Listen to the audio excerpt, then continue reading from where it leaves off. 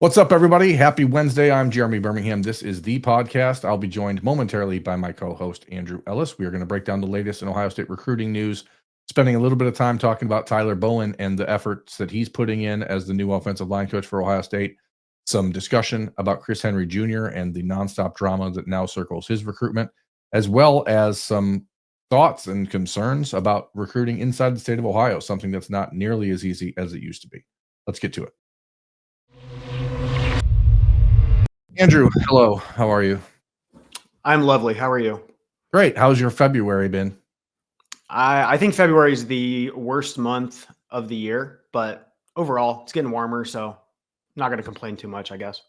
I think from a purely like Midwest weather standpoint, February is the real winter we get anymore. I don't know that there's like any other way to combat it. It's the worst weather month of the year without question. It goes from like shockingly low colds to big snowstorms to then 50 degrees for some day randomly, and then back to 38 and snow the next day. It's very stupid. But we're not here to talk about the weather, Andrew. We're here to talk about recruiting, talk about stuff in the recruiting trail. Last time we did a show was the week that Tyler Bowen was hired by Ohio State. We were trying to sort out exactly what type of impact he would make for the Buckeyes as a new offensive line coach. And if we've learned one thing in the last 2 weeks, it's that Tyler Bowen seems quite comfortable expanding the net, at least for Ohio State. And if there was one overriding complaint about Justin Fry and his recruiting approach in his time at Ohio State, that had to be it. And it was that people thought, hey, why not offer more guys? And in the time that Tyler Bowen has been the offensive line coach at Ohio State, he's offered a lot. Run down some of the names, Andrew, of who Tyler Bowen's offered in the last 2 weeks for Ohio State. Yeah, so that's probably the biggest criticism we had of Justin Fry, at least for me as a fan, that and just kind of finishing second for the big fish like David Sanders. But yeah, it seems like Bowen's offering guys all over the country. I know I saw that Evan Goodwin kid, who I believe is from Arkansas, was offered. They offered that kid from Chicago. What's his name? Claude M. Puma, I want to say. Yeah, I don't know how to pronounce it, and I don't want to be. I think it's probably just Puma. Maybe the M is, but either way. Yeah, Pumas are good cats too, so I like that. Marky Walbridge from Massachusetts, which I just love that name. And then I think that Schmidt kid, what is it? Deacon Schmidt from Colorado. I know one of them was a guard, but most of them look like, and again, I have not watched tape, and even if I did, I couldn't tell you anything. But just based on measurables, they look like tackle bodies, which I am a fan of. It's certainly clear that they're interested in tackles, and it's not just that he offered new guys. He quickly reached out to players like Felix Ojo, players like Jackson Cantwell, both of which Cantwell has a visit scheduled to Ohio State in March. He set up his official visits. He set up 6 official visits, so he reported, but the Ohio State one is TBD. So it's interesting because he's coming to Ohio State, I think March 20th. So the Buckeyes are getting the spring visit, and he says that they're still going to get an official. So the question is whether or not that official happens in the summer or if it happens in the season. I don't know if there's a best case scenario, honestly, with a recruitment like Jackson Cantwell's is going to be as the number 1 ranked offensive tackle in the country, 5-star, everybody spending a ton of money to try to get him. I think it probably actually helps to have the official visit in the season for him. If I was Ohio State, that's how I'd want to do it. You look at David Sanders' recruitment last year, and I don't want to bring up any bad memories or sore spots for people, but that was something where when he left his official visit, I think people in June thought, hey, Ohio State's got a shot. Ohio State can win this. And then that time in separation brought Tennessee back into the mix. So right now with Jackson Cantwell, for example, I think Oregon is the presumptive leader. He's going to make that Oregon visit in the summer. If he doesn't commit and he makes his Ohio State visit in the fall, I think it gives Ohio State maybe a better shot to make a last impression, which I think might be vital in that recruitment. What it seems like is interesting to me is that if you're looking at these players that you're just mentioning, yes, Deacon Schmidt, who's from Windsor High School in Colorado, he's a 6'5", 320-pound guard. But as you mentioned, if you look at the rest of them, and I'm looking at the screen over here to bring up I'm going through some messages. Kelvin Obot is another guy. He's from Fruitland, Idaho. Ohio State offered another 6'5". 290-pound interior lineman swing guy. All these guys are like 6'7", 6'8". That is really what you're looking for because they need tackle bodies so bad. And the feedback that I've gotten from each one of these kids so far about Tyler Bowen has been great. The questions that everyone is going to be asking is, hey, you haven't coached offensive line in 7 years. So how does that impact things? How do you feel about that? And what I saw, or just shortly ago, as we record this on Wednesday night, I was having a conversation with Deacon Schmidt, the Colorado offensive lineman, and he said, first thing he said, Tyler Bowen seems like a great dude, and there's some other guys around him that are great as well. So Ohio State bringing in Marcus Johnson, Purdue's offensive line coach last year, and Charlie Dickey, who's been the offensive line coach at Oklahoma State. Charlie Dickey's got a really great relationship with Deacon Schmidt. But I think you're going to see probably more of a recruiting by committee approach for the offensive line than we've seen before. But it's clear that Tyler Bowen is being aggressive, trying to get as many of these visits set up as possible for the spring. And it is going to be – Ohio State is allowed to start hosting recruits Monday, but they don't start practice until March 17th. So there's 15 days or 13 days that Ohio State could have players on campus that I don't think they're going to try to get players on campus. So I think there's a little bit of risk there, but for all of these young guys that Ohio State is offering, especially for the new coaches on the staff, having these guys come in starting on March 17th and then running that up into the spring game, I don't know. To me, that makes more sense, Andrew, because I think you want these players to see how these guys coach and not just how they talk in a living room or in an office room. So as somebody who wondered or worried or postulated that Ohio State was behind in the January evaluation period because of the national championship push and they lost some opportunity to recruit, it seems weird to me that they're going to willingly eliminate 2 weeks of visits. But I also understand the reason, and so I'm trying to find the balance there of, for the guys that have never been there before and the guys that are being recruited by new coaches, it makes perfect sense to see practice. But for in-state players and stuff like that, and maybe like, wouldn't you want to get them there ASAP? Because it's not like they can only make one visit. You know what I mean? They can make multiple trips. Yeah, I guess you would think maybe for the in-state guys, they would be more on board with having those visits happen sooner rather than later, or hopefully sooner and later with those guys just because of proximity. Let me ask you, you mentioned the committee approach with the coaches and whatnot. Like, how much of that happened when Justin Fry was still here? I mean, I know they had what's his face that went to UNLV or whatever, but how many guys, are there just more guys now, or what's?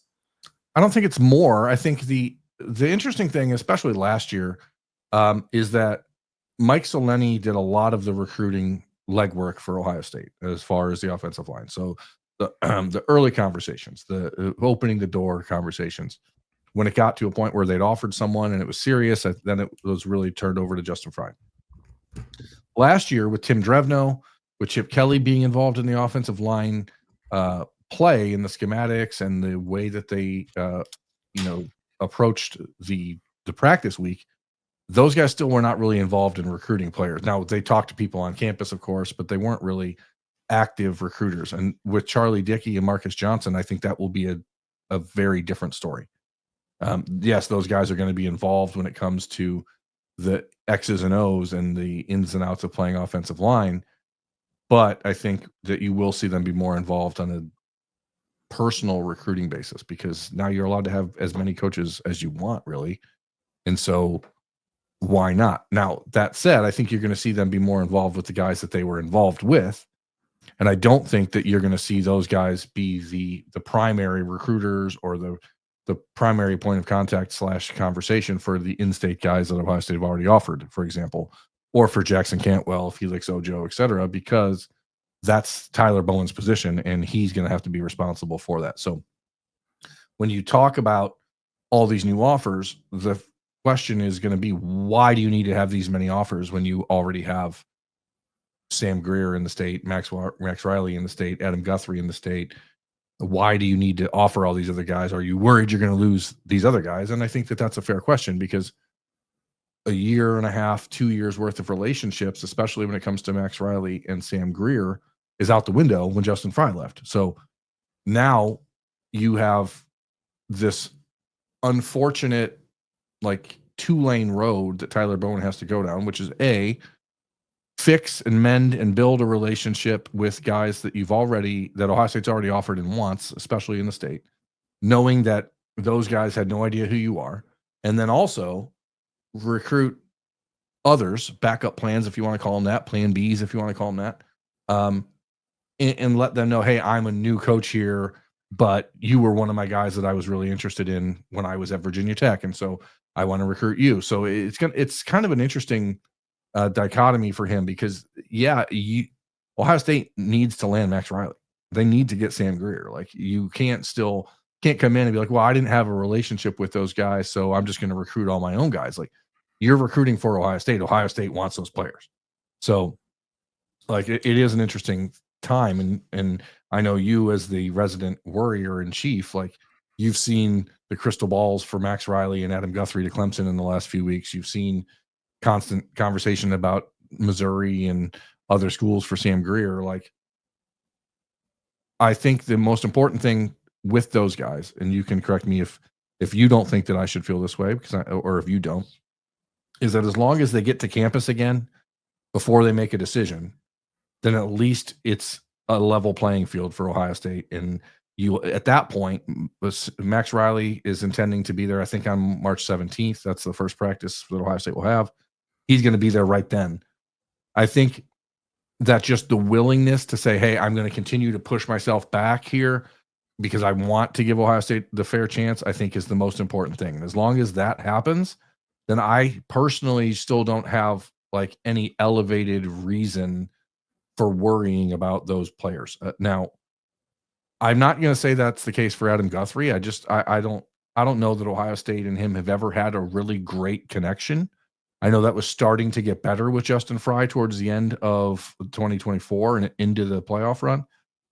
But the relationship that Max Riley and Sam Greer had with Justin Fry, for example, was light years better than the one that Adam Guthrie had. So I don't know, nor do I think that it's the same conversation. So if I'm sitting here saying, let things play out with Riley and Greer before people freak out, I don't know that I feel the same way about Guthrie. And I think that all of the offers to other tackles, especially knowing that Cantwell and Ojo are out there as the big fish, I think all those other offers are more like, here's Greer, here's Ojo, and here's Cantwell. Those three are the top of the line, have to get tackles.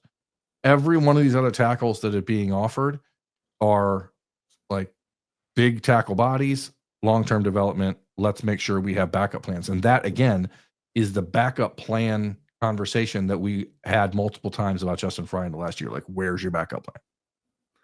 Yeah, no, I mean, I think that's a very down-to-earth, reasonable take on the situation. And you'll be surprised to learn that myself, the pessimist, I feel the exact same way. I mean, I do think, months ago, we started talking about these four big in-state offensive linemen, Riley, Guthrie, Greer, and Conroy. And you've got one of them, Conroy, committed to Oklahoma now, two of them getting crystal balled to Clemson. How much do those crystal balls matter? I don't know. Obviously, Matt Luke is a hell of an offensive line coach. Clemson isn't going through turnover at the position like Ohio State is. So there's probably some reason for Clemson being optimistic right now. But like you said, as long as they don't pop and commit before you get them back on campus, I think that's the big thing. I've never talked to any of these kids in my life, but it seems like Riley seems like kind of a kid who, once he commits, maybe he wants to just be done and not somebody who's going to flip-flop. Would you agree with that? 100%. 100%. Okay. So getting him back to Columbus before a decision obviously seems imperative. But again, maybe the big four in Ohio ends up being the big five, the big six, or the big seven. There's a couple guys out there I know they're looking at now, although they haven't offered, but we'll see. Yeah, I mean, let's take a look at that big four that they offered in the state, right? You have right now, only three of them live in the state because Will Conroy has transferred to IMG from St. Ignatius. He's committed to Oklahoma. I'll be shocked if he comes home to visit for spring break and doesn't end up at Ohio State. I would imagine he does because I think he owes it to himself. And we've seen whatever the changing relationship is between Ohio State and LaCharles Bentley in the last 2 months. Something seems to be percolating there. I would be shocked if we don't at least see Will Conroy making a visit to Ohio State as he's committed to Oklahoma.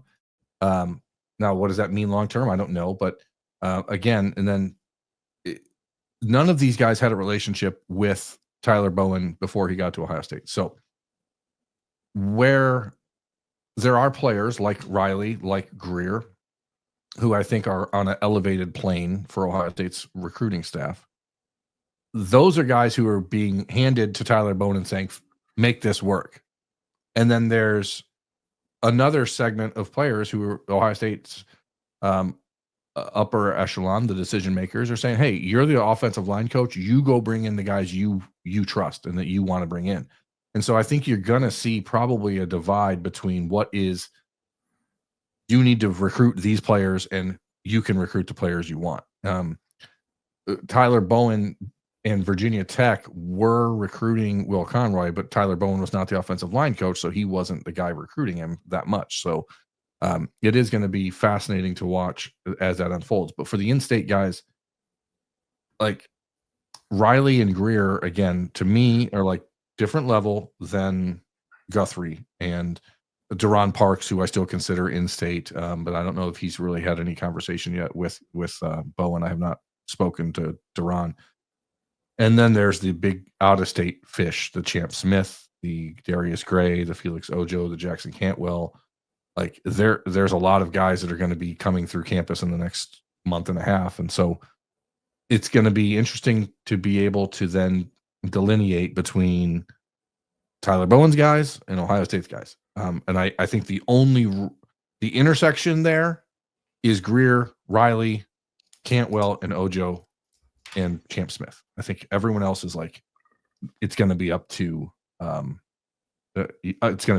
Bowen. I mean, I guess Darius Gray is probably on that list too. So like, there's like 6 offensive linemen that are. I hate the fact that this camera takes these hand gestures when I do this, and it pans me all the way out, and I don't know why. That's why it moves. I'm not moving it now. I'm moving it because I want to level it back out. This is great podcasting for people that are just listening. But anyway, I don't know how to turn off the stupid hand gestures, and I've talked about this before, and I just need to spend 36 seconds to figure it out, but whatever. So yeah, there's those 6 offensive linemen that I think are like, go get them no matter what. And then there's going to be another wave that are going to be like, hey, let's see who Tyler Bowen actually is interested in and what his style of lineman is. So it's going to be fun to watch. Maybe not fun. I don't know. Maybe it's not fun. You know what is fun? The way that the internet treats Ohio State wide receiver commitments. It is fun. Do you like it? Do you like this? Do you like what happened to Jeremiah Smith for the last year of his recruitment? Because if you do, then boy, oh boy, does Chris Henry the recruitment for you, because it's going to happen all over again. It's going to happen all over again. It's already happening all over again.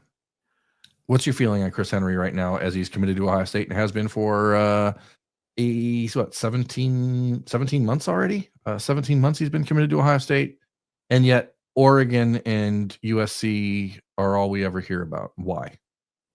Well, I want to say 17 months ago, if that is the correct time frame of it, we've said as long as Ryan Day and Brian Hartline are at Ohio State, there's probably no reason to think he's going to end up elsewhere. Now, granted, he did move across the country. I don't know if that matters at all. I mean, he's going to take visits. Obviously, he's been taking visits and nothing has changed. He's going to continue taking visits. And unless there's some weird coaching turmoil in Columbus, then I would say come December, he's going to sign with Ohio State despite dozens of visits elsewhere. That's how I view it. And it's easy to view it that way because Chris Henry has said it over and over. Like, I'm committed to Ohio State. As long as Coach Hartline and Coach Day are there, I'm going to Ohio State. He says it all the time. But at the same time, here we are. It's February the 26th. He now has 4 official visits set up for the summer because the NCAA has no rules anymore. He can take 8 more if he wants after that. So we'll see what happens in the season.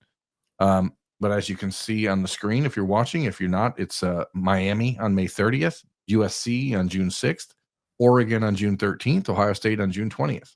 Ohio State will get the last official visit. Again, I say that with air quotes because he could take as many as he wants after that. And the only thing I will say here is that Chris Henry is going to experience a lot of the same stuff that Jeremiah Smith did. And we went over the reasons that those things happen on this show ad nauseum. Okay. Number one, he's out west. So every recruiting writer he talks to in person at these 7-on-7 events and everything else, it has a Western tinge to it. So they ask questions about those teams. So he's being asked about those teams. And so he talks about those teams. It's also very close to visit USC. It's right down the road now from where he lives. Oregon is an hour-and-a-half flight from LA, and you can get there easy, and Oregon's paying for it. And they're not shy about it. I have heard, and this is inside baseball, and I don't always like to spill deets like this on the show or anywhere because it's not really my business, but I have heard that some schools are already offering to pay a monthly stipend to Chris Henry now and to get ahead of NIL, which is obviously not legal. But California has different rules than Florida did at the time when Jeremiah Smith was being recruited. So there are probably loopholes in there that make it legal. So like it's obviously still illegal to use NIL as a recruiting inducement, but the high school athletes can be paid in California. So they're finding creative ways around that. So that's already happening. Ohio State obviously is not doing that. And so the conversations become even harder when you're telling a kid, hey, we're going to have this and this and this for you when you get here in 8 months. And then you've got other people saying, well, we'll just do it now because we don't care and we can just give you copious amounts of money. Chris Henry, I think his sister, is she committed to Ohio State for basketball? Is that correct? Or is she just? I can't remember on that one. Honestly, I'm out of the loop on that. She plays at Ohio State. She plays at Ohio State. Sienna Henry. She's a basketball player at Ohio State, so she is a freshman. Like there's obviously ties to Ohio, but he doesn't live here anymore, as you said, and so the West Coast influence is certainly there. The Adidas influence is certainly there. Now, good news is that Nike is involved with USC and Ohio State because I think he's already making NIL stuff through Adidas. So, like, it's not something where it's quite as easy to say, hey, we're going to let you have your own shoe like Naeem Offord or something like that, because I think pretty confident he's under contract with Adidas as far as some NIL stuff already. So, like, it's a different world than it was with Jeremiah Smith, which is crazy to say because that was just, I don't know, 14 months ago that we were dealing with all that stuff. But the world has shifted completely in what's allowed and what is happening on the NIL front, just from that perspective. So with Chris Henry, like, how real is the concern? Like, I would give it like a 3 out of a 10. But as long as Brian Hartline and Ryan Day are at Ohio State, as Chris Henry has said repeatedly, and as Andrew already alluded to, like, I don't think you should spend too much time getting worked up and worried about it. But it is annoying because he's just being used by everyone for clickbait, and that is frustrating. Yeah, I mean, websites get traffic when they write about the top wide receiver in the country, not when they write about 3-star kid from wherever. I think just for the Ohio State, and not when they write, hey, he's committed to Ohio State, so no worries.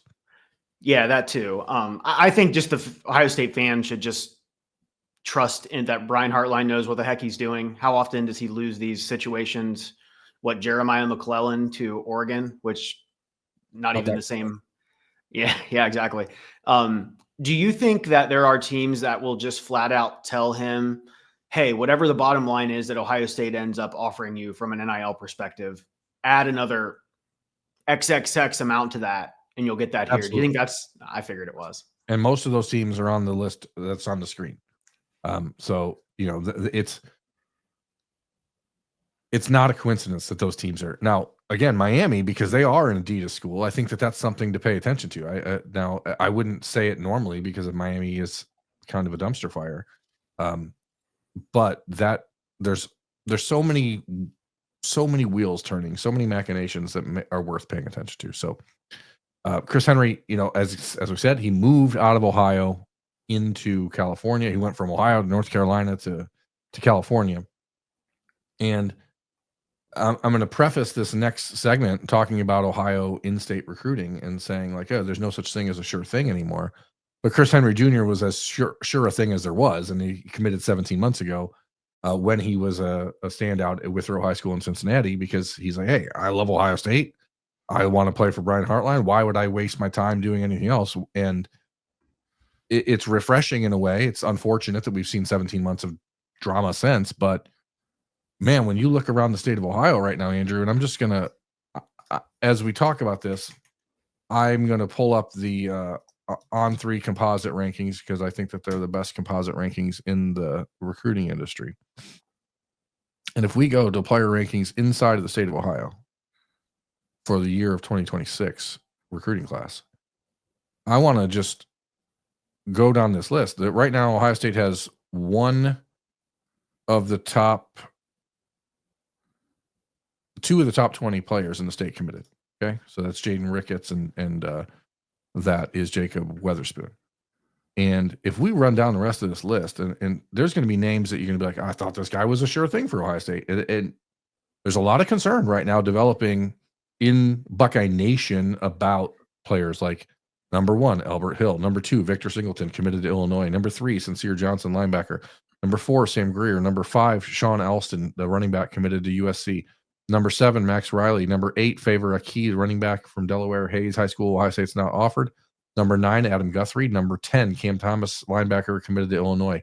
Number 11, Braden Fogel, tight end. Number 12, Jamarcus Weiss. Ohio State's not offered and probably will not offer as a defensive tackle. Number 13 is Matt Ponatoski, the Mr. Football in the state of Ohio, who Ohio State has not offered a scholarship to. The quarterback for Cincinnati Moeller may very well play high school baseball or college baseball.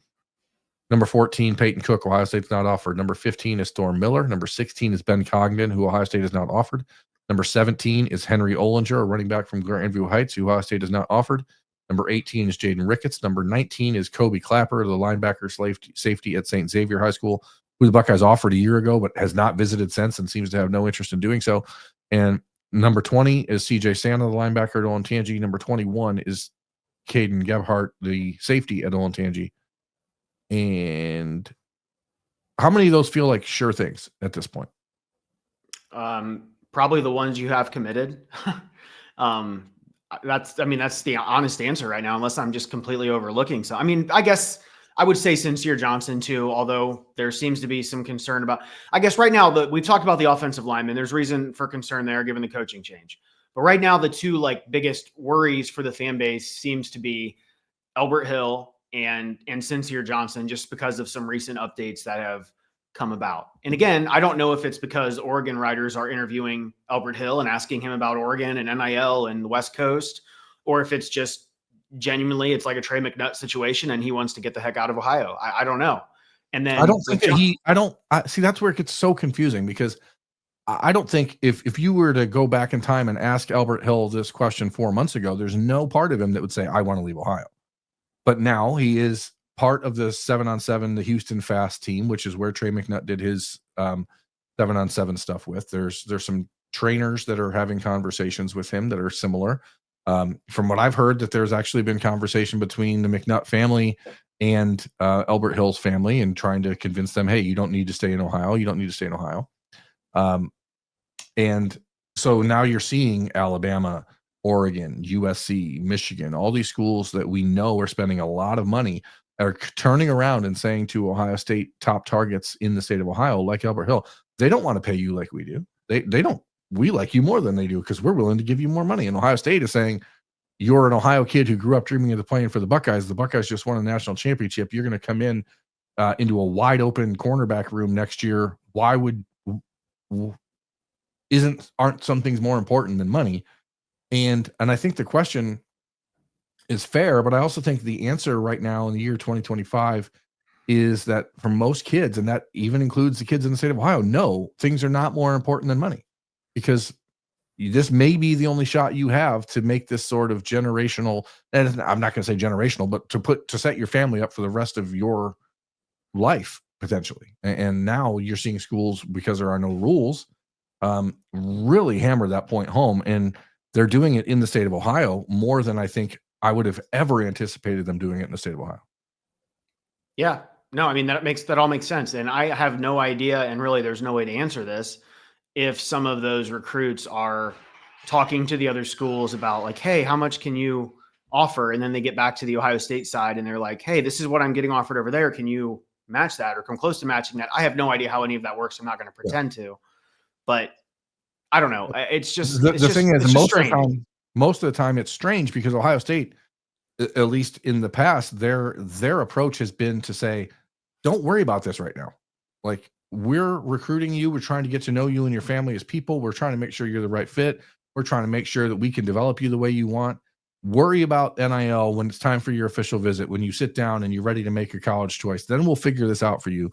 And there's nobody in college football who is as marketable or probably making as much money as Jeremiah Smith, right? Or as marketable as Caleb Downs. So like, or as made as much money as CJ Stroud did, or any, Ohio State's paying guys very well. And Ohio State's getting guys paid very well. But it is still, it's like the calendar has moved so far up that now the pay scale and the pay calendar has moved up. And that's when things get very confusing because Ohio State is just not in a position where they want to have those conversations yet. They just don't want to have them. And I wrote about this a couple weeks ago, but it sucks. But Ohio State has to change that approach. Like, you have to be willing to have that conversation up front, because you're getting a little bit of a discount, and maybe it's easier to get in the door with guys that are in the state. But when and again, I just ran down those top 21 players in the state. Of that top 21, the only players Ohio State's really, I think, at this point, again, on February 26th, chasing aggressively are Albert Hill, Sincere Johnson, Sam Greer, Jacob Weatherspoon, who's committed, Max Riley. They really like that Favor Aki, the running back, Storm Miller, and Jaden Ricketts, who's committed, and CJ Santa and Caden Gephardt. So we can narrow down that 21 to like 8 guys. And even of those 8 guys, there's none of them that you look at and you're like, oh, this is a sure thing, other than the 2 that are committed. And man, that is hard to imagine coming off of a national championship in the state of Ohio. Like, in the old days, and I hate to sound like an old head, like, these dudes would all be committed right now. They would all be committed. And instead, here we are again on February 26th. Ohio State has 4 commitments in the class of 2026 after winning a national championship. And of those 4, you have Jacob Weatherspoon, who committed the day after the Rose Bowl, Jaden Ricketts, who committed during the season, Corbin Fordham, a tight end, who committed during the summer, right? He committed on November 28th, so in the season, and Chris Henry, who committed 17 months ago. Like, it feels like there's no momentum inside of the state of Ohio, and it is simply because there's a giant checkbook in the way that people are waiting for Ohio State to fill out. And I don't know how you circumvent that or overcome that without just saying, hey, you know what? Fine. You want to talk about money? We're going to sit down and talk about money. And I don't know. I guess you have to do that now. It's not dirty. It's not wrong. It is the game now, but it is certainly strange to see the struggle in Ohio to get kids to just admit, yes, I love Ohio State and I want to go there. Like, even the kids that, like, they love Ohio State. Albert Hill, I know Albert Hill loves Ohio State. He's been there 25 times. I know he loves Ohio State. Sincere Johnson, I know he loves Ohio State, but now you're seeing the conversation. He's got a visit set up to USC. He's going to Alabama. Like, it's the same schools, and they're all recognizing that Ohio State is playing the NIL game the way that Georgia does. And you can go into Georgia and get really good players because Georgia doesn't play the game same way others do. But the difference is, in Georgia, you can turn around and spit and hit a Division I prospect within 2 feet of you every single time. That's not the case in Ohio. So there's really 8 players in the state that Ohio State has to win out on. And until they adjust their approach and say, hey, you 8, we're building this class around you, and we're going to do whatever it takes. So let's sit down and have these conversations. And they don't want to, they don't like it, but, like, what else do you do? Yeah. I mean, it's strange. It's weird, but I also don't think it's like time to panic or anything like that. No, We've talked about. But I read message boards and I see Twitter, X, whatever. So I know how that goes. I guess there's obviously been coaching changes, but that applies more to the Max Rileys. That's, Tim Walton's still there. Yeah. James Laurinaitis is still there. And we spent a lot of time on Elbert Hill already. I don't know what caused the concern with Sincere Johnson, who, reminder, is a Cleveland Glenville kid. Just because he has family in Alabama, and yeah, he's been there and he likes it, and he's not lying about that. He likes Alabama. Yeah, no, that's it. I think an article came out and Alabama was mentioned, but I think part of it is probably also just people still being scarred over the Justin Hill recruitment. These are two linebackers, but they're two very, very different linebackers as far as where they project in college. So I think that's kind of irrelevant to the Sincere Johnson thing. Would you agree with that? It's totally irrelevant, and because Ohio State knows exactly what position Sincere Johnson's going to play, and so does he. I think, to your point, when you mentioned Justin Hill's name, it's also in that article. I think it was Steve Wiltfong on On3 who was writing about it. Sincere Johnson mentioned talking to Justin Hill and being close with Justin Hill, and so then it's like, oh, now there's another guy working against Ohio State, and like, that's recruiting. But I don't. And so, to be clear, before we move on from this segment, of those 8 guys, let's say again, Elbert Hill, Sincere Johnson, Sam Greer, Max Riley, Favor Aki, that's 5. Storm Miller, 6. And then you add CJ Santa and Caden Gephardt, 7 and 8. I firmly believe Ohio State is going to land all of them. Still, I don't, nothing is changing in my mind about that. Now, Caden Gephardt loves Clemson. Like, he's very high in Clemson too. So is Max Riley. Like, I don't know what Clemson's doing this cycle in Ohio, but they are certainly making some connections. Caden Gephardt, the safety at Olentangy, like, he was really high on Penn State. He liked Tom Allen, the defensive coordinator there, who then went to Clemson, and now Clemson's very much in the mix. CJ Santa, I think it'd be a shock if he didn't end up at Ohio State. The same can be said. Storm Miller, it's Ohio State Clemson, because Clemson's where his brother goes to school. So it's Ohio State Clemson there. You've got Ohio State Clemson for Max Riley. Ohio State needs to offer Favor Aki before we can really talk about what schools they're competing against. And then it's the NIL players for everyone else. I still think Ohio State's going to win those battles, but like, it is unfortunate it's not as easy as it used to be, because 10 years ago, coming off a national championship win, Ohio State would have had that class locked and loaded and ready to rock and roll. And it makes me want to actually go back to the class of 2016, because I want to compare. And this is really, again, great podcasting, where we're just doing this in the middle of the show instead of doing research beforehand. But I don't believe in that, and I want people to know that I don't believe in that. I don't believe in research. I don't believe in studying. I believe in just letting it rip. They don't have the dates on 247 of when they committed. Hold on. Like the timing of when the 2016 guys committed? Yeah. Is that what you're saying? Yeah, I'm curious if we could look at February of 2015.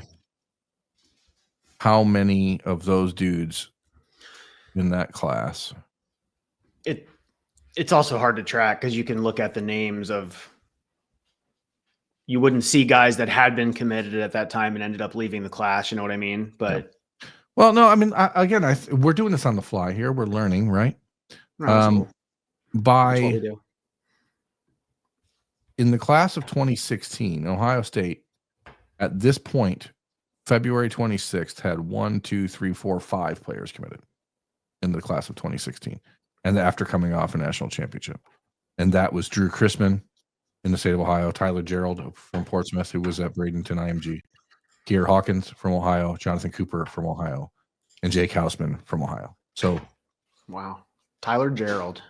And then they had a really productive spring where Michael Jordan, Trey Avery, Malik Barrow, Jack Bullabaugh, Tuff Borland, Demario McCall all committed. And then they got really busy in the summer. So maybe it's not that different. I don't know. It feels like it should be more, maybe because we're just so inundated with recruiting updates now, and there's 17,000 graphics every day and eye emojis that make you feel like everything's imminent. But that's just not the case. A lot of these kids are still going through the process. But it doesn't change the point that it's harder than it used to be to recruit in the state of Ohio. So yeah, that's the fact. it's just so much different than it was in 2016. So it's also sorry to interrupt you, but Urban Meyer wasn't really recruiting the state of Ohio that aggressively at the time either. So the state, the last player to commit in that's a fun trivia question. The last player to commit in the class of 2016 was Malik Harrison on signing day. But between Malik Harrison on signing day and Jake or Demario McCall on March 29th, the only players from Ohio that still ended up in the Ohio State class were Jack Wollabaugh, Luke Farrell, and Gavin Cupp. So the entire rest of the class was built out of the state. So that's really where the difference, I think, is going to come, because you're looking at this current class with 4 commitments, maybe getting to 22 or 23 in the class of 2026, but there's 6-8 guys left in the state of Ohio. So this class should end up being half Ohio, and you're still struggling to get them in the class. That's where it really becomes different, in my opinion. You understand what I'm talking about? Yeah. No, that makes sense. I get it.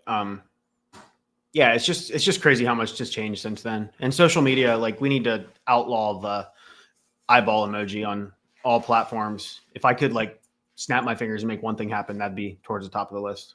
I'm not sure why it's not just the eyeball emoji, it's every emoji. We don't need emojis in every tweet. Do you use emojis, like when you're texting your wife and stuff? Do you use emojis? Yeah, regularly. Via text I do. And you know that. I send them to you too. But yeah. Why do you keep sending me that eggplant? So confused. We'll keep that between us. My apologies. If it's okay, I don't know. I just think that, like, I hate social media. I'm so over it. As I present this video on YouTube, the world's largest social media site. Do you consider YouTube social media?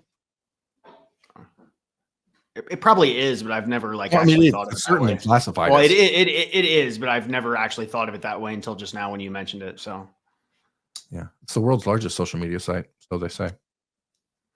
We're 42 minutes in here, Andrew, and I have 1, 2, 3, 7 slides left that we still have to talk about. It's time to crank it up. Bottom line, in the state, it's annoying, but don't panic. Things are going to probably be okay. The national champs are recruiting. Let's talk quarterbacks, because we've talked about 2026 quarterbacks a lot on this show. And for months now, I've said the philosophy is don't worry. You just go get the best one you can and let things play out around you. Ohio State is still doing that. But I think what has changed, Andrew, is that when we had these conversations about the quarterbacks, I don't know, 8 months ago, the conversation was, well, do you really need a dude in 26? Or can you just find a body, a developmental guy, someone that could, turn into something 3-4 years from now, or just be a depth piece, a guy that loves Ohio State and just wants to be on the roster? And now, with Aaron Noland out of the program, with the likelihood that Lincoln Keenholz or Julian Sain, whichever one doesn't win the job this spring, probably isn't on the roster next year. Now, the 2026 quarterback is looking like a guy who's going to enter a roster that has 2 quarterbacks. Yes, you have Brady Edmonds committed in 2027, but now you need a quarterback. So Jared Curtis has been at the top of the list for Ohio State. He's not going to go to Ohio State. He's going to Georgia or Oregon. I tend to think it's still going to be Georgia when it all is said and done. But certainly Oregon is a real player there because they are making themselves one for everyone in the country. They just lost a quarterback commitment in Jonas Williams from Illinois, who flipped to USC.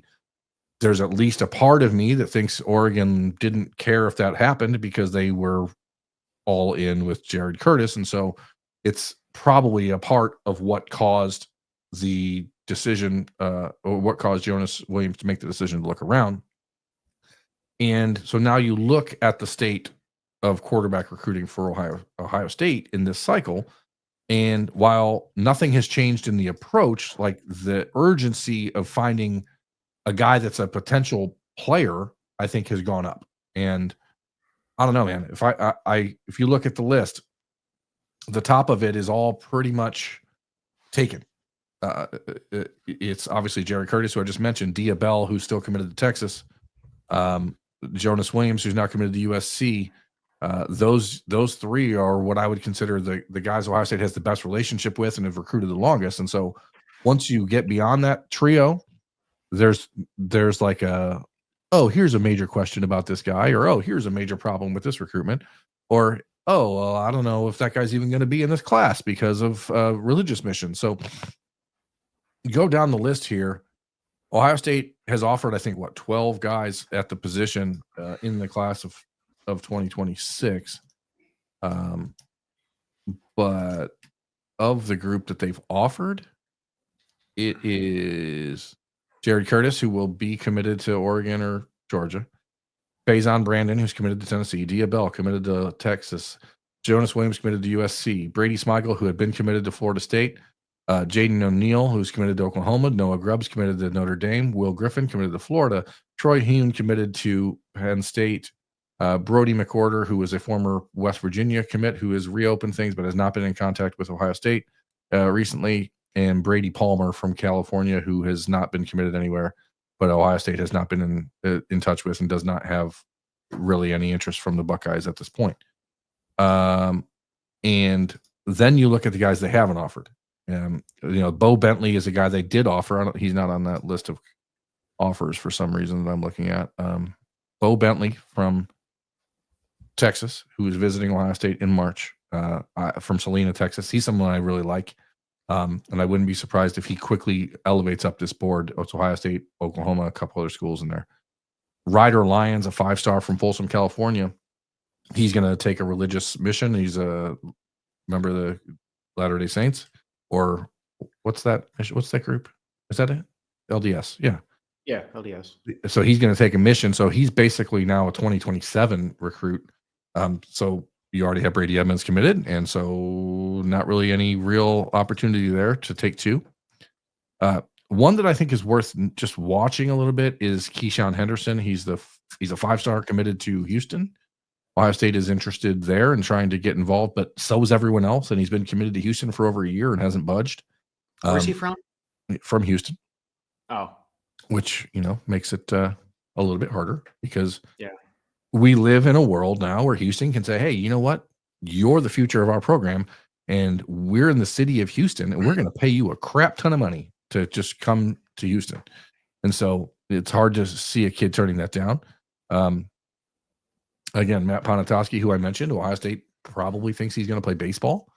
So right now he's looking primarily at colleges that are going to allow him to play football and baseball. So it sort of removes him from the list. And who else is there? There's a kid named Ryan Hopkins out at Mater Dei High School in California, who's the quarterback for Chris Henry and Caden Dixon Wyatt, among others, who the Buckeyes have been interested in and sniffing around and looking at. They had first conversations last week with a young guy named Derek Zammit from Wayne, New Jersey, out of DePaul Catholic, which is the same school that produced Deshaun Stewart and Desi Jones in this last class for Ohio State. So they're familiar with the film. But man, it just doesn't feel like something where there's a clear answer. And you don't want to depend on the transfer portal, but you almost feel like the Buckeyes are better off trying to entice someone from that portal. Yeah. I guess just a couple quick thoughts on here. I know we're trying to hurry through this, but I agree that they need a dude and not just a guy. Now, is that going to be a Justin Fields or CJ Stroud level dude? Probably not. I find it very weird that a quarterback from Illinois was committed to Oregon and then flipped to USC. And there's been no talk about Ohio State or Notre Dame or Michigan in that Jonas Williams recruitment. That's strange, but whatever. And then the one I was going to ask you about, and I'm glad you mentioned it, that Bo Bentley kid. I haven't even watched his highlights yet. I've seen a couple places he's listed just over 6 foot. I think Rivals has him at 6'3". Yep. I need to dig into that one. I think, I'm from St. Mary's, Auglaize County, and our rival was Salina High School. So when I don't know how to pronounce it somewhere, I watch videos of people who live there pronouncing it. And I saw people saying it's pronounced Salina instead of Salina, but either way, shout out to the Bulldogs back. Yeah, but if you say it with a Texas accent, it's Solana. Oh, yeah, that's true. I guess we don't have that twang in our voices. But is Ohio the only place in the country that doesn't have an accent of some sort, some discernible dialect? I don't know, but random tangent. Do you watch The White Lotus? I have not started watching season 3 yet. No. There's a family there that's from North Carolina, and I think the one actor's from England. He played the villain in the movie The Patriot, like that, just one asshole guy who's the villain in that movie. He's playing this guy. Movie The And Patriot with Mel Gibson. Yeah, he's like the bad guy in that movie, and he plays the kid in Harry Potter's dad, Malfoy. Mhm. He's in White Lotus, but him and his wife, and again, I think he's from England, are trying to use this like North Carolina accent, and the show's amazing, but the accent's just terrible. And I went off on a tangent. But you need to watch that. I mean, I intend to. He was so mean to Dobby. You know what I mean? And I just could never get past that. He just treated Dobby like crap. Yeah, you know that I binged the Harry Potter movies like 2 months ago because we took my nephew to Universal, and Yeah. I can't believe how he treated Dobby. It was. I I still think about that, and probably will think about it until the day I die, honestly. But anyway, another thing I'm thinking about is Bo Bentley, and he was one I was going to ask you about, but I haven't watched his tape yet or anything. He's a Texas kid. He has good offers. I don't know. Maybe he's the guy. I don't know if he's a dude, but maybe he is. I don't know. He's definitely a dude. I think he's a Lincoln Keenholz type athlete, but he's a guy that plays like a lot more quarterback at this point in his career than Lincoln had, and he does it in Texas. You know what I mean? And so you don't have the same questions about like what's the development curve? How does he stand out at the next level? Like I think so. You have that sort of thing. He's very athletic. He moves very, very well. He's a guy that I think again he'll visit next month, and if that goes the way that most visits go, I think you'll see Ohio State really like jump into the conversation as being a favorite for him. So we'll see what happens there. Now, again, he's from Texas, but Texas has a commitment from Diabell, so they're not really chasing him. And Texas A&M has a commitment from Helaman Kasuga from Utah. So like neither one of them are chasing him hard because they've got commitments. Houston has a commitment from something. So like there's a opening there for Ohio State to jump in there and pluck a guy out that otherwise may be difficult, which is why you see Oklahoma as the team that I think a lot of people expect Bo Bentley to choose at this point. Yeah, and real quick, I don't know if you mentioned it earlier, but Georgia offered him today because I saw the Oregon fans suggesting like maybe that should give them, the Ducks, a shot of optimism on Jared Curtis. But who knows if any of this matters when it comes to offers being extended. It all matters. Georgia, again, because the way Georgia plays NIL, when Jared Curtis decommitted from the Bulldogs, 5 months ago, like the primary reason that I was told from Georgia sources was that they thought it was done intentionally to try and up his NIL value because he committed early enough and he thought maybe he didn't have the leverage that he needed to get what they felt he might be worth out of Georgia at that time. Now, again, Georgia does not really play that game very often. So if they're concerned that maybe that number is getting too high, and because Oregon's involved, they certainly are the team to push it that high. Maybe that means something for Georgia. But I also think that Georgia is in a position where with their current roster setup, like they need a superstar to come in at quarterback. And I don't know that I don't believe that there's anyone else at this position in the class of 2026 that I think is like a future superstar other than Jared Curtis. So I think Georgia will keep pushing that. But the belief from the Bulldogs sources that I have when he decommitted was that he was just expanding his profile a little bit and that he would eventually recommit to Georgia. And so we'll see if Georgia's budged or not, I guess, on that. So speaking of Georgia, they're in on a lot of the same running backs Ohio State's in on, and they are also the home to a lot of the running backs that Ohio State is in on. And so we're going to talk a little bit about the running back board as we dive into this episode of Talking Stuff. Moving into the spring, moving into visits, I think you're going to see a rotation of names for the majority of the running backs that Ohio State are recruiting. It's Texas, it's Georgia, it's Ohio State, it's Michigan. And it rotates around geography and recruiting coaches because Tony Alford obviously started recruiting a lot of these kids when he was at Ohio State. He's now recruiting them at Michigan, and they're either from Texas or they're from Georgia, and Georgia is recruiting pretty much everyone Ohio State's recruiting. And Texas just lost their running backs coach, and so Michigan's starting to feel like they can swoop into Texas and get the guys that they wanted out of there, Javian Osborne. It is wild. But Ohio State is going to try and take 2 running backs in the class of 2026 unless they get one in the name of Savion Hyder or Derek Cooper. Then I think they would settle with one and try to supplement from the transfer portal. If Ohio State, and we'll just put some of the names on the board here of guys that I think people need to pay attention to the most. Savion Hyder from Virginia, Javion Osborne from Texas, Jay Lamar from Georgia, Jonathan Hatton from Texas, Carson Baker from Georgia, Xavier Crowell from Alabama, CJ Givers from Georgia, Derek Cooper from Florida, who was formerly committed to Georgia. So like there's a lot of intermingling here. If you get a guy like Cooper or Hyder, who on this list are listed at the top and the bottom, not because of order of preference or anything like that, just because I wanted to add some bookendy to it. Bookendy, that's a word I just made up. Bookendy. Ohio State, Michigan, Georgia are the main 3 for Savion Hyder. I still think he's probably going to end up at Michigan, but that just depends on how much they're willing to pay. Javion Osborne from Texas now is getting crystal balled and predicted to Michigan. We'll see, because I don't know that they're going to pay him both. Ohio State loves Jaden Lamar, the running back out of Georgia. They love Jonathan Hatton, former Oklahoma commitment from Texas. Jonathan Hatton is visiting Ohio State and Michigan next month.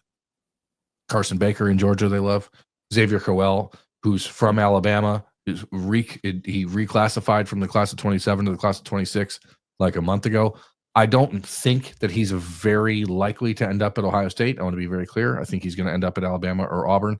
I was told pretty explicitly that those 2 are going to just bid against each other for him because he's the best running back in the state of Alabama. And like, I think even now that he's reclassified, I think On3 has him as like the number 25 player in the country or something like that. So he's a high level guy. CJ Givers in Georgia might be the one on this list that I feel like is undervalued nationally, and I think Ohio State really likes him.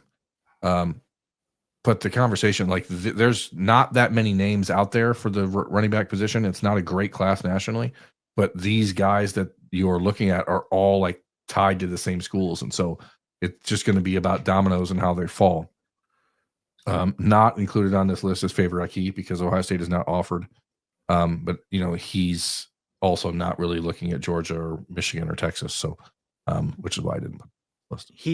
He has been crystal balled to Miami, but we'll get to that in a second here. I think running back is the toughest position to get like a feel for in 2026. I mean, we know some names, but I mean, if you're trying to predict which one of those guys ends up at Ohio State, like, let me just ask you, do you think it's more likely that Ohio State gets one of those guys on that pretty little list you have up in front of us right now of those names you just mentioned? They get one of those guys, or they end up getting Favor Aki, who they haven't offered, plus some other name that we're not even talking about right now? What's more likely? Do you understand the scenario I just gave you? Okay.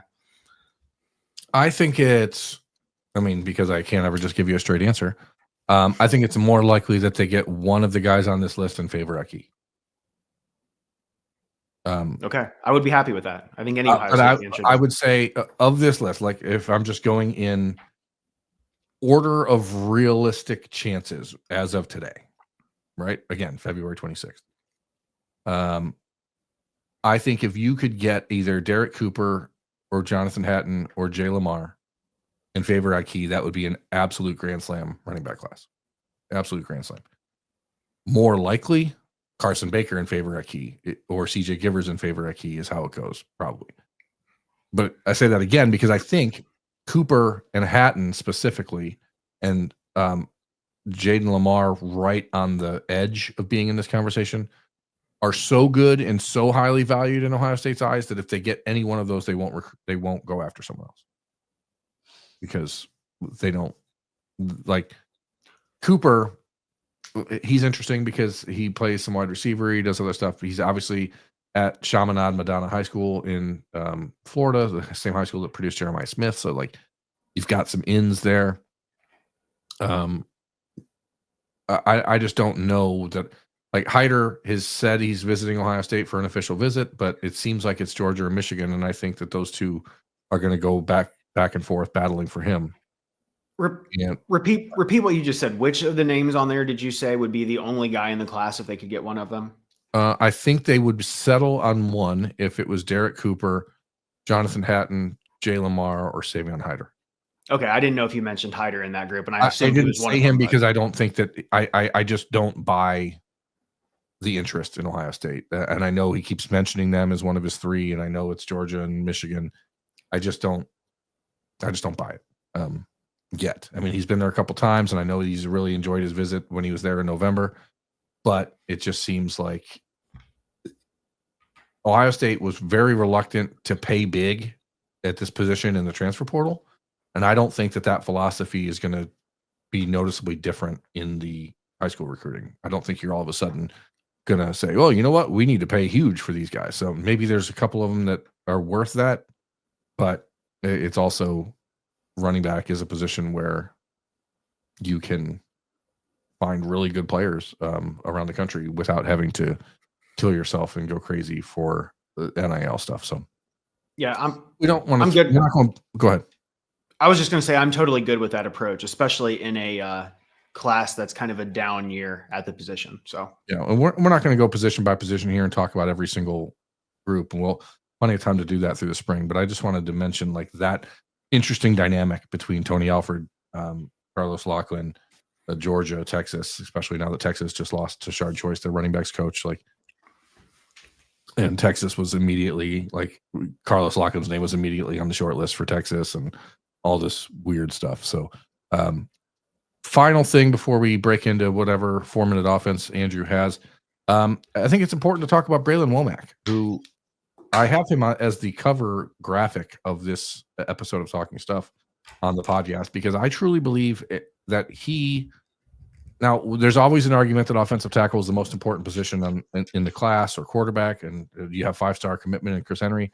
I think Braylon Womack is the most important player in this entire recruiting class for Ohio State. And he's got a visit coming up with the Buckeyes in April. He's going to see USC, Alabama, and LSU in a 1-week stretch in March, and then bounce back to Ohio State in April. He has not really been shy talking to anybody in the last year since he was offered by the Buckeyes that he thinks Ohio State it's his dream school or his favorite school. Or if Ohio State wants to continue what they've built defensively in the last couple of years, and especially after you get one more year of Caleb Downs, Braylon Womack is the closest thing in the country to Caleb Downs. And Ohio State doesn't go to Mississippi very often, but boy, oh boy, like if there's a guy that I think Ohio State on defense would be like, hey, we're going to spend big in this class, it's got to be Braylon Womack. He is a superstar and just an absolute perfect fit for Ohio State. And I know that the conversation around him has been Ohio State versus the SEC. Obviously, the USC visit is one to watch because they're spending a lot of money right now. But the Ohio State interest in Braylon Womack is very real. His interest is reciprocated. And the Buckeyes, I think that's what makes like conversation around safeties like Caden Gephardt really interesting because the Buckeyes are going to host Womack and Louisiana safety Blaine Bradford multiple times in these next few months. And those two are light years ahead of anybody else at the position. And Gebhardt could be a potential linebacker down the road. And then a safety-driven defense. Yes, you have Jacob Weatherspoon, who I think could play some safety down the road, but I think he's probably more of a slot Jordan Hancock type. What you're looking at with Blaine Bradford and with Braylon Womack is Caleb Downs and Lathan Ransom. And like you have to have those types of dudes to make this defense work. And Ryan Day is personally involved in the Braylon Womack recruitment. There are very few recruitments that Ryan Day is personally handling in this cycle. That is one. So that gives you all the information you need to know about Braylon. What is your, if we were saying 2 years ago, Ohio State's got to go to Mississippi to get the best safety in the country, would we just laugh it off or what? Yeah, we would just laugh it off. And oddly enough, with this Womack, I've kind of read like Ole Miss, and obviously you have the visits right in front of us there, but Ole Miss doesn't seem to be a factor there. somebody said something weird happened with his sister was maybe there and left or something. I don't know the details, but it seems like there's like some bad blood there because they're not even really being mentioned, which is a good thing for out-of-state programs that are going after him. So Yeah. yeah. For me, the weird part here, maybe not weird, but the bad part is that you look at these schools that are listed: USC again, March 2nd, Alabama, March 6th, LSU, March 9th, Ohio State, April 12th. And if you compare that to Braylon's top schools list, which he's like publicized and promoted, in his top 4 is Ohio State, Auburn, Texas A&M, and Florida. So it's like he's not visiting 3 of the 4 schools that are in his top schools in the next month, at least not publicized. I would be shocked if he doesn't end up at least visiting Auburn or Texas A&M or somewhere else again. So like it feels like when you see a list like this, you start to think it's maybe winding down, but I think that there's a chance that things are really just starting to ramp up in his recruitment. And when you see Texas A&M and Auburn on the list, like then you start to get a little bit wary because we know from the last couple of years why those schools are on anyone's list. But he loves Ohio State. Ohio State loves him, and I think he might be the most important recruit in this class. Yeah, the Caleb Downs, KJ Boldens, Xavier Wampas. It's cool to get those guys right out of high school rather than the have a portal. safety. Although yeah. Although I'm not complaining about Caleb Downs finding his way to Columbus by any stretch of the imagination. So you can't have a safety-driven defense without a safety driving it. That's true. I've heard that. Yeah. Okay, let's move on. 4-minute offense. Is there anything on your mind? We've been going at this for like 70 minutes, so I guess I'll just keep it short. One running back we didn't really mention much, although you did mention him when you were just going down the list of Ohio recruits. That Henry Olinger kid, what is he? Grandview Heights, I want to say. Yeah. Pretty much a 3-star on every site, but On3 just put out their updated rankings, and he's like the number 6 player in the state, ahead of numerous names that everybody else has higher than him. Is he even like a name just to put on the back of the radar now, or just not even watch list, or any thoughts there at all? I know nothing about him. I think you have to look at it and say there's an outlier in his rankings, and his offers are certainly interesting. From what I was told, what I've heard is that pretty much everyone at Ohio State has watched his film and graded him out. And to this point, there hasn't been anybody that graded him out and thought, hey, that's a guy we have to have. He's big, he's fast, he plays in very bad competition. And if he doesn't come camp in the summer, I would not imagine he's on the list. Unless we see him at like an Under Armour camp or something and he runs a 4.27 and just absolutely dominates. I think that it's a situation. I mean, even with a guy like Sean Alston at Painesville, Ohio State did not offer him. He's committed to USC. So it's not like these schools are just offering just to try to get Ohio State to jump. USC took a commitment from Sean Alston. They obviously think he's pretty good, but Olinger at this point has not moved the dial for the Ohio State coaches. And I haven't seen him on the list or has not had him mentioned to me by anybody as far as being one to watch. And so you see sometimes, like, even if we go back to the quarterback situation, like Brady Smigel, who obviously Ohio State was very, I don't want to say they were involved with, but Chip Kelly had visited him multiple times. Chip Kelly knew him from when he was the head coach at UCLA. Smigel came out after Chip Kelly left and said, I'm not really considering Ohio State because Chip Kelly is gone. I don't think that there's been any effort made by Billy Fessler or the new quarterback room to try to make him a priority. So sometimes it's just about the coach that's recruiting. Sometimes it's about measurables. And certainly Henry Olinger, if you look at the measurables and you see a kid from Ohio at 6'1", 220 pounds, running a 4.51 or whatever, like, you think, hey, that's not bad. Let's get in there and get involved. But I don't know, from an Ohio State perspective, like, no one has felt like it was a priority to go get him. And so we'll see if that changes over these next few months. I'd still expect him to show up on campus and visit once for practice or something like that, because he's right down the street.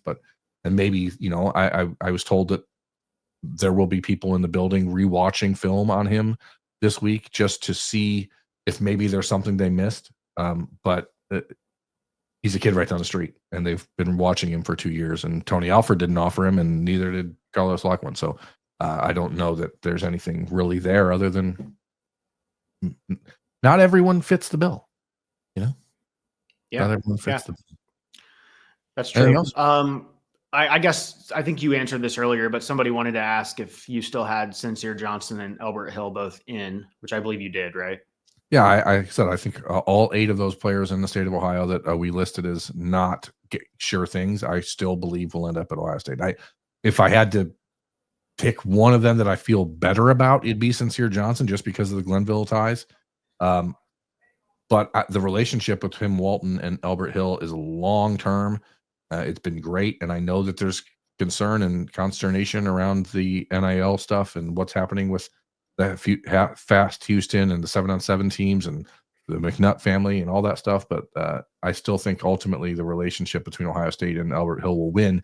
But I also think it's a situation where Ohio State will realize, or will come to realize, losing a 5-star number 1 ranked cornerback in the country from your own backyard simply because you don't want to pay him a little bit more money is not going to be a winning recipe for very long. And so you're going to have to make some adjustments.